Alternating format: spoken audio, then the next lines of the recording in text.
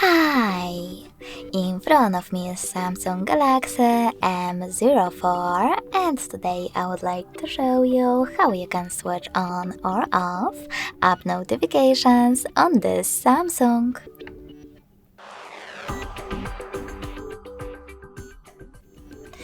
First of all, go into Settings and scroll down to tap on Notifications. Following that, click on App Notifications at the top, select All and click on the best option for you, in my case, Most Frequent. Then click on the switcher next to one of your apps from which you want to block notifications, like Play Store. You can switch them back on the same way. If you want to, you can always just click on one of your apps instead and manage all notifications from here.